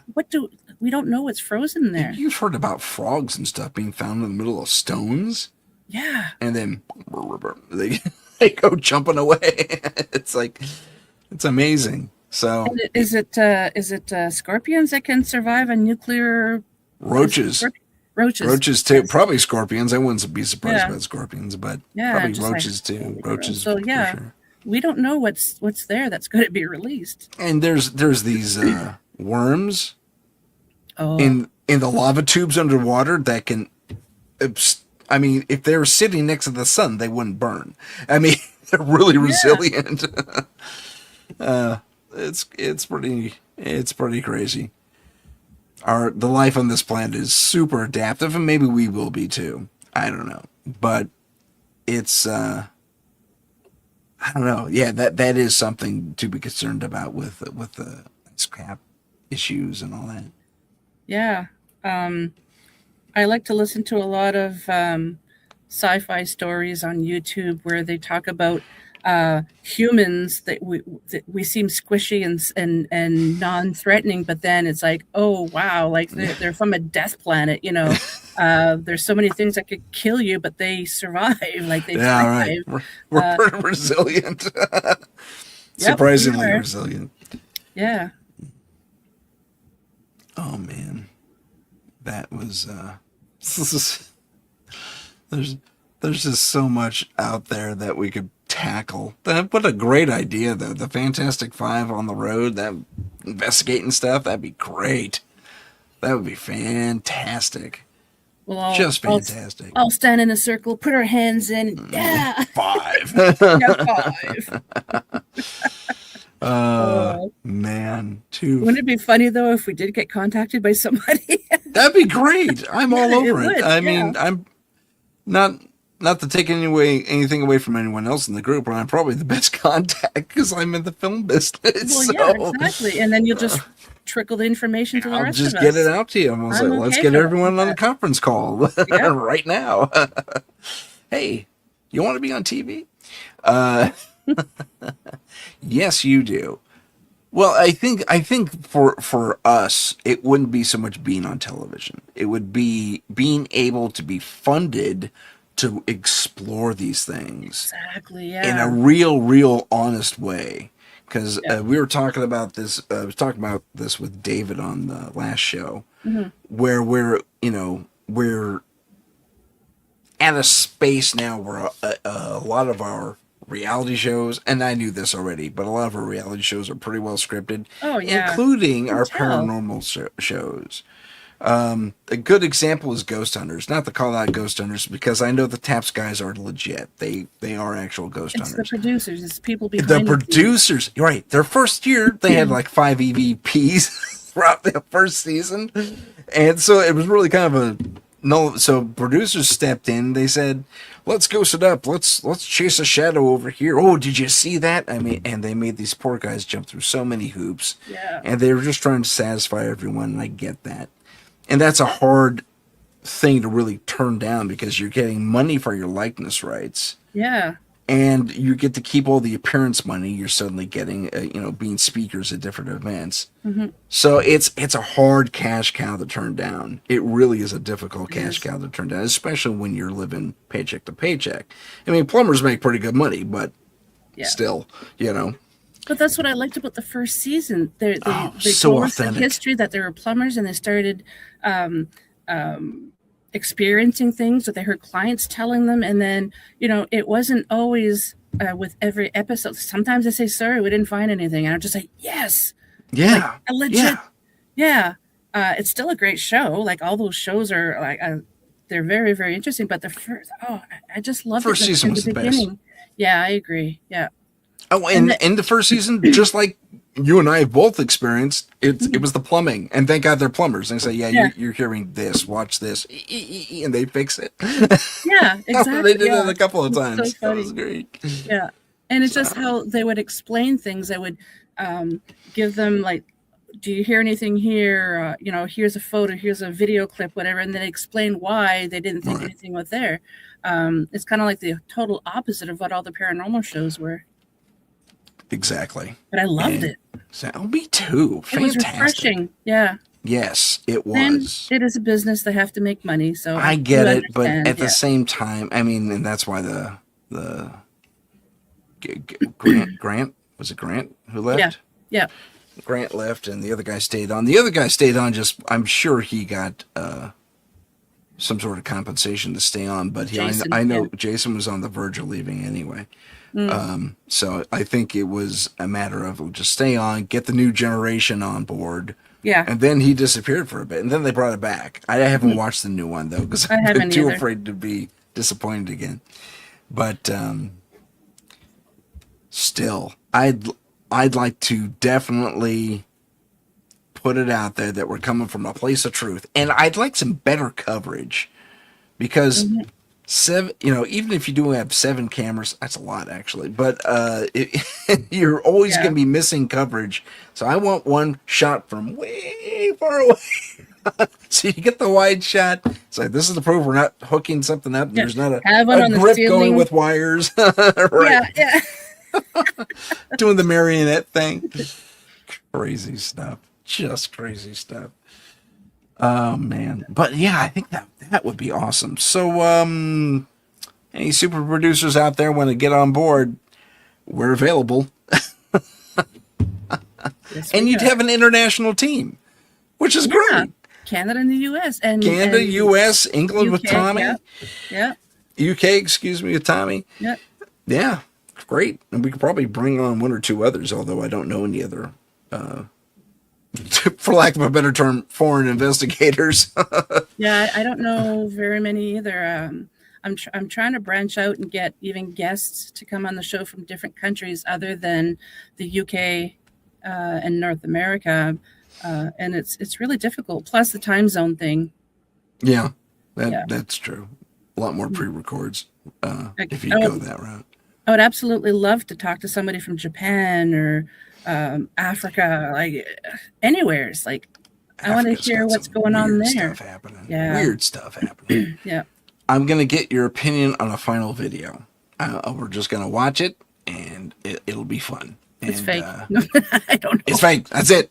Yep. She's made her decision. She saw it coming. Her psychic vision kicked in. There's Tommy that believes everything. Hey, Tommy's the best, man. I know. He's great. And he admits it. Oh, I believe everything. I believe it all. I believe it all. Prove it isn't true. He goes the opposite direction. Yeah. Tommy's the best. Okay, so this is a Bigfoot mom and her baby caught on trail cam.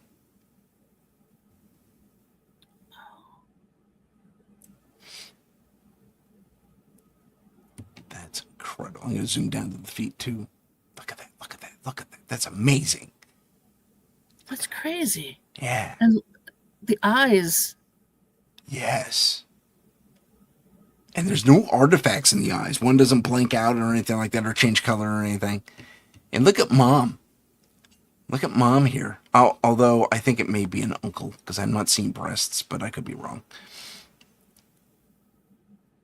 Because I'm trying to see right by the ankles if, Oh, if crap. it looks Tim, like you hit the wrong button. Hold on. Let me go back. Let me go You forward. can't here. talk. You can't do the show. I know. No, it's not do Tim. it. It's Tom. It's Tom. Yeah, bastard. Son of a... where is he? Where is he? Where is he? Oh, come on. Come on. I have somebody... where is it? Oh, my goodness. That's embarrassing. I can't find him. I didn't delete it or something on accident, did I? Oh, no. God, I hope not. That would be stupid if I pulled that off. But of that little clip that we saw, it's worth re-examining a few times. So Definitely. I love the little griffins there and the dinosaur birds. So funny. Yep. So funny. Morale. Oh, Here it is. All right. This time we'll try not to mess it up. The little guy really gets my attention. Yeah. Because he looks so real. Yeah. Because I'm trying to see down by the ankles. Is it just like, are they wearing pants? You know? No, look at you got Is it toes and yeah. look at the shape of the feet. Oh my, I mean, it is amazing. Just amazing. We need to talk to the person who got that. Yeah, we do. And this Watch, NC Squatch Watch. I'll have to reach out to them and see where they got this. Can you send that to me on Instagram, please? Sure. Thank you. But look at that little guy. And they got the video split. So cute. He's adorable. So here's a nice long, let me pause here. Here's a nice wide shot of what we're looking at. Okay. But here's mom. I love that mom is dirty. She's covered in leaves and stuff. And baby's a little dirty too. I love that the IR shadow is projecting backwards, supposed to. And I love that their interaction with the environment is spot on. I mean, that's real reaction to a leafy environment. Yeah. You know? So and look at the length. This looks exactly like the gimbal footage. Which is controversial lately.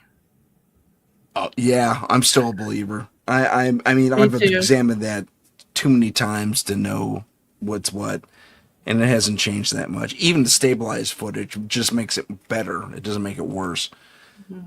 It's just amazing. The little guy's so cute. He's adorable, isn't he? I want to bring him home. Will you be my friend?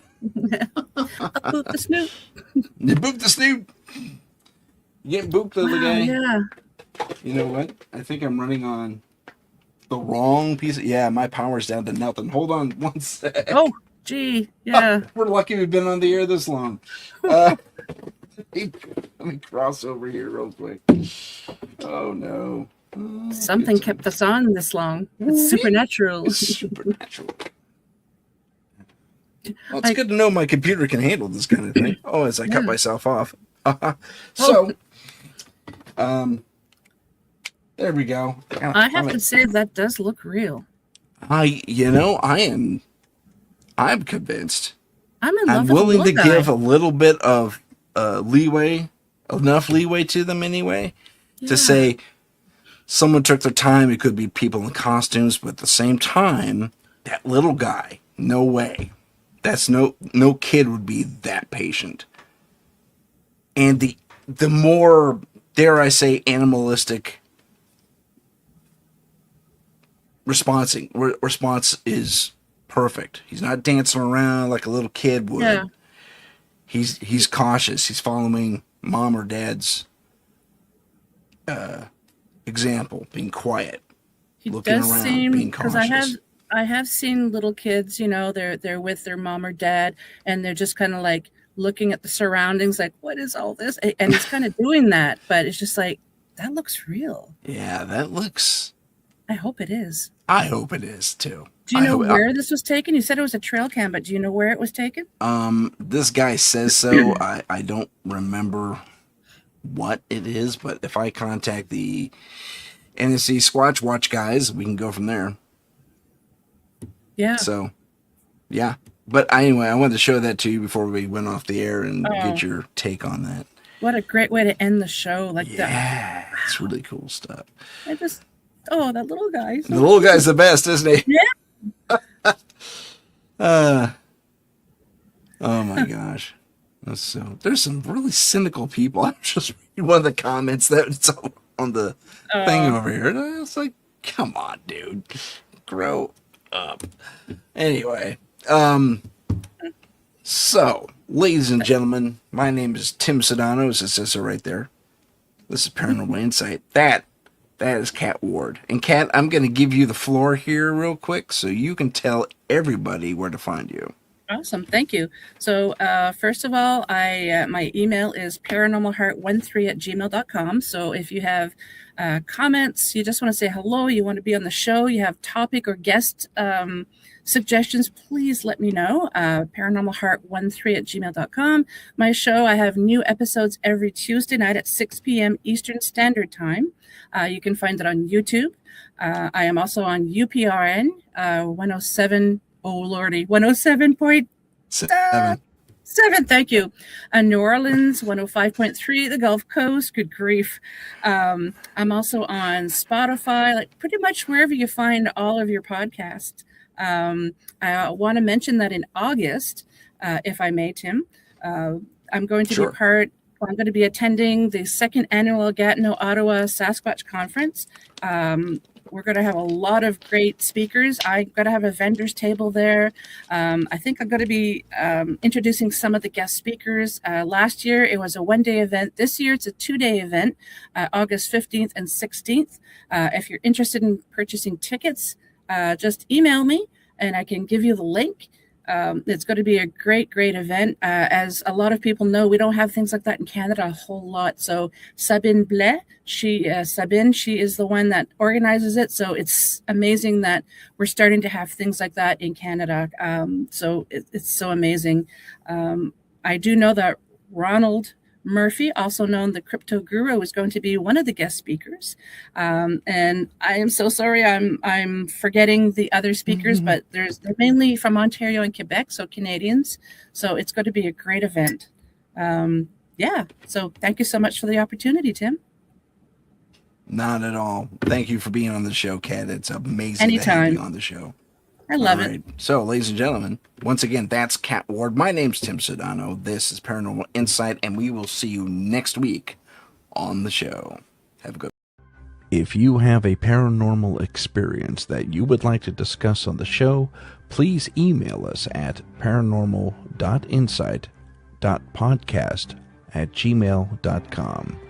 That's paranormal.insight.podcast@gmail.com.